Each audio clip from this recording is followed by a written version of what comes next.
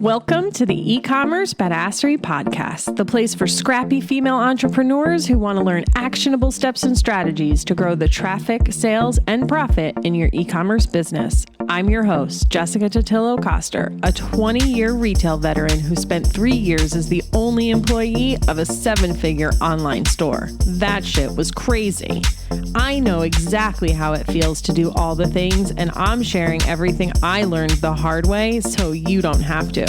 I may have started this business by accident, but supporting badass bosses like you lights me the fuck up, and I am so stoked to see you grow. Are you ready, babe? Let's roll. Welcome back to the eCommerce Badassery Podcast. I'm your host, Jessica Totillo-Coster. Today, we're diving right into the mistakes I want you to avoid this Q4 when it comes to marketing your business. I don't know what it is about human psychology, but it's apparently been proven that we are more likely to avoid pain than seek pleasure. So I thought, why not present my Q4 strategies in a more negative light, just in case it sinks in better for you that way. First up, don't overcomplicate your offers. If it's hard for you to explain, it's going to be difficult for your customers to understand. If it's hard to implement from a technical perspective, it's going to be a thorn in your side. That doesn't necessarily mean you have to do one big discount for all of Black Friday, Cyber Monday weekend. You can absolutely be more strategic to protect your margin, and I recommend that you do. A really important part of being strategic is understanding your numbers. We've been talking about this a lot inside the lounge. You have to have a handle on your profitability because getting more revenue doesn't help you if you end up giving it all away with your promotions. So make sure you spend a good amount of time here when it comes to deciding what you're going to offer. Number 2, don't do a 12 days of Christmas sale. Yep, I said it. I'm really not a fan of the 12 days of Christmas sale. In my experience, it causes confusion and makes your customers hesitate because they think the thing they want to buy might be on sale tomorrow, and it can overall just be exhausting for you and them. Does that mean they don't work for anyone? Of course not. There are always going to be exceptions to the rule. So if it's worked for you in the past and you love doing it, then awesome, do you. But if it's something you've been thinking about and aren't quite convinced of, I say skip it. If you want to play into the 12 days of Christmas because it's fun, then use it as a marketing shtick. Share a new product each day on social and an email so you always have something new to talk about. But if you're offering a discount on these items, I'd put them all in a collection together, make the discounts active for the entire 12 days. But if you're offering a discount on these items, I'd put them all in a collection together and make the discount active for the entire 12 days. Why make your customer come back multiple days, potentially pay for shipping more than once, and create more orders for you to process when they could just come and buy all 12 items in one shot? Number 3, don't forget to warm up your customers before your launch. This might be the most important one on the list. And it's funny because I literally talk about this to death. I have outlined my entire product and promo launch process here on the podcast. I have a full course on it in the lounge. It literally lays out step by step what to say, when to say it, how to set everything up. Yet I get emails from students and listeners whose lists I'm on announcing new products, and it seems like it's the first time I've heard about it. Now, is it possible that they did send additional emails that I just didn't see? Yes, of course. I really hope they are. But my inbox is flooded, so I probably missed it, and so is the inbox of your customers. Remember, you are not the most important thing in your customers' lives. Your competition is everything else that needs their attention, like their job, their family, their friends, the dishwasher that broke, the billboard for that new movie they drive past every day on their commute to the office, the baby that just spit up on them, the mother-in-law that's coming into town for the holidays, or the new season of Love is Blind that just dropped. Literally everything in their life. You've got to be the hype person who gets them to pay attention before you actually need their attention. Customers need 7 to 10 touch points, probably more, before they take action. You've got to, and excuse the reference, I hope you know by now to use earphones when you're listening to this podcast if you're with your children, but you've got to give them a little foreplay if you want the big finish. Number 4, don't worry about being annoying.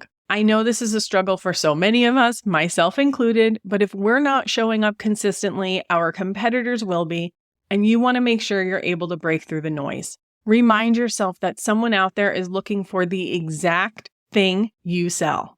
And if you don't show up and let them know you have the thing they're looking for, you're doing them a disservice. Keeping your amazing product hidden and locked away is selfish. You've got to shout it from the rooftops. What that means for you is going to be different than the next business. Whatever your current marketing channels are, email, social, you'll want to ramp up your frequency there. At a minimum, you should be utilizing email marketing.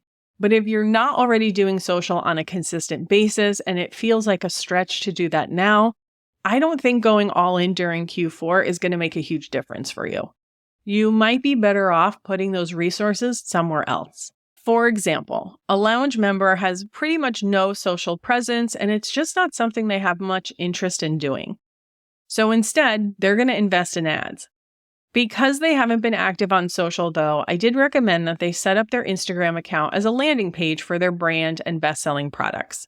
This way, when a potential new customer goes to their Instagram account to make sure they're legit, it won't look abandoned. She's going to create 9 new posts to complete her grid, a mix of introductions, behind the scenes of her best-selling product being made, the product in use, etc. I should probably do something similar for myself, considering I haven't posted on Instagram in a really long time. Ultimately, you get to choose how you want to show up. Whatever that is, just make sure you do it a lot. If you're really concerned about increasing your frequency with email, give your subscribers an opportunity to opt out of holiday marketing. In most email platforms, you can do this pretty easily with a button or link click. If you want to take it a step further, you can even have them opt in to specific holiday messaging by giving them an opportunity to tell you what holiday they celebrate. Note that not everyone will explicitly opt into anything, so this will likely work best for larger lists. You'll also want to make sure you actually have the bandwidth to fulfill your promise to them. As long as you keep your messaging generic and give people the opportunity to opt out, I wouldn't worry too much about offending people. Number 5, don't wait too long to mark down holiday-specific items. If you bring in holiday-specific products that can't be sold after the season, I recommend you mark them down at the beginning of December and get them sold before your standard shipping cutoff, which usually falls around December 14th. Depending on the items and your overall cash flow, you could pack them up for next year or even hold a Christmas and July sale. But it's really important that you make this decision for the right reasons. First, you need to understand why they didn't sell, because your customers are going to qualify your products pretty quickly as long as you've presented them well. If you sold through the majority of your units and you just have a handful of items left, that's a pretty good sign they will sell again. If you barely sold any of them, was that because you brought them in too late, you didn't do a good enough job of promoting them, or did the customer just not want them? If it's either of the first two, it might be worth it to give it a shot again in the future. But if you did all the things right and your customers still didn't buy them, it's time to mark them down and get them out the door. Use them as a gift with purchase and write them off as a marketing expense if you have to. What I don't want you to do is hold on to them because you're afraid to lose money on them. Remember, they're worth more out the door than they are sitting on your inventory shelf collecting dust, even if you get less than you paid for them initially. Once you sell them, you'll free up cash to buy better inventory that will make you more money. You'll also want to have a plan for any fall or winter merchandise. If you don't move that during the season, mark them down and promote them as an end-of-season sale that you can start at the end of December or the beginning of January. Now, of course, this isn't an exhaustive list of mistakes you should avoid this holiday season, but they are the ones I know people struggle with the most. If you need more support in planning your holiday strategy and how to avoid these mistakes in practice, you can access every holiday podcast episode I've ever published at ecommercebadassery.com/holiday podcast, all one word. There's also still time to join us in the lounge membership and get one-on-one support from myself and our resident Facebook ad strategist, Nicole Dietrich. Can't wait to see you inside. And that's a wrap on today's episode. Thank you so much for hanging out with me today, and I'll see you on the flip side, friend.